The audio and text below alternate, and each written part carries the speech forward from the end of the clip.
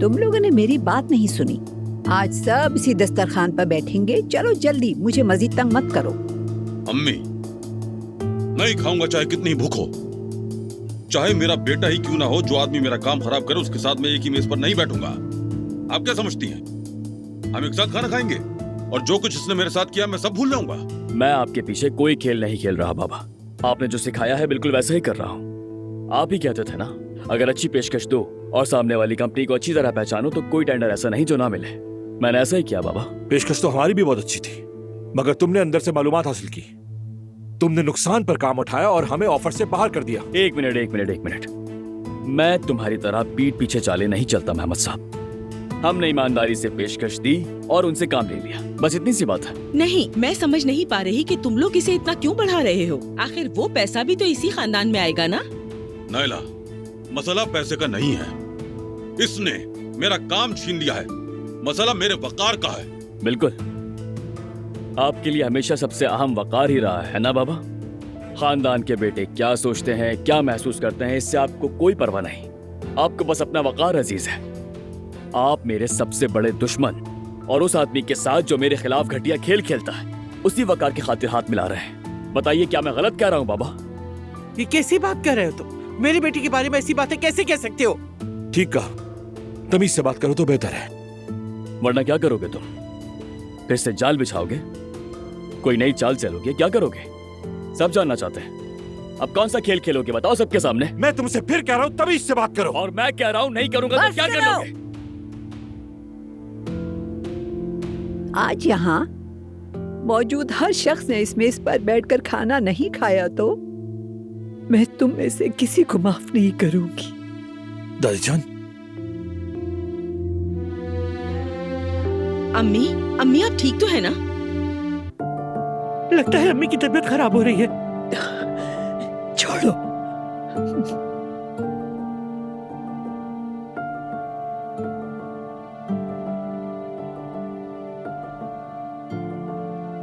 क्या देख रहे हो? सब आकर दस्तरखान पर बैठो। चलो।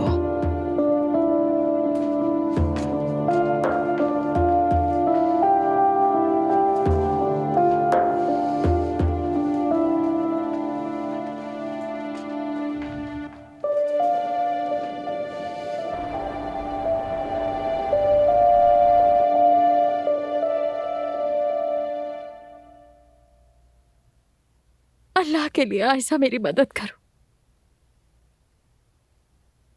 अगर तुम उमर से अलग ना हुई तो शायद मैं कभी भी अपने बच्चे को दोबारा ना देख सकूं।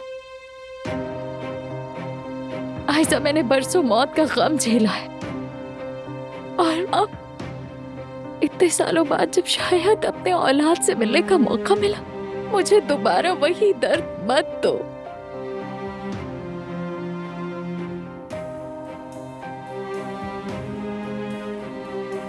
तुम जो कहोगी मैं करूंगी, वादा करती हूँ।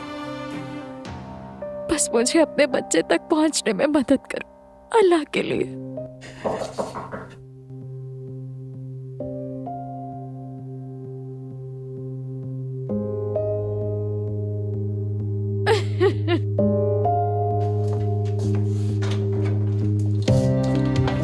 आयशा, तुम कहाँ हो मेरी जान? मेरी कॉल्स भी नहीं उठा रही। भूल गई थी कि हमें शॉपिंग पर जाना था।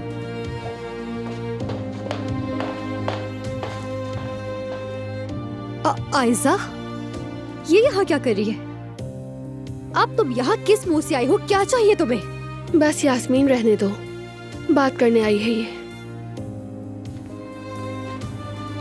मैं जा रही हूँ, फिक्र ना करो। आयशा, अब तक मैंने जो कुछ किया उसके लिए मैं तुमसे माफी मांगना चाहती हूँ। अल्लाह के लिए मेरी बातों पर गौर करना। अगर तुमने मेरी मदद ना की तो मेरी उम्र भर की तकलीफ खत्म नहीं होगी।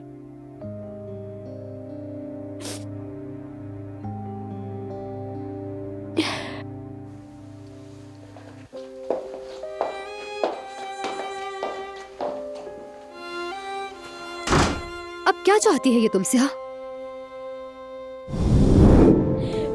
उस उसने उमर से कहा कि अगर तुम अपने बच्चे की जगह जानना चाहते हो तो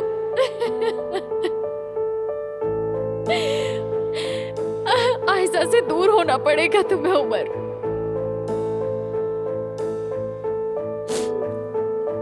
आयशा, मेहमत की सिर्फ एक ही शर्त है और वो ये कि तुम दोनों अलग हो जाओ, वरना मैं कभी अपने बच्चे से दोबारा नहीं मिल सकूंगी। अल्लाह के लिए मेरी मदद करो प्लीज। तुम ही मेरी मदद कर सकती हो आयशा। एक माँ को उसके बच्चे से जुदा ना कर। वो मुझसे अपने बच्चे को ढूंढने में मदद मांग रही थी। क्या आयशा, तुम इस मामले में कैसे इसकी मदद कर सकती हो? मेहमद,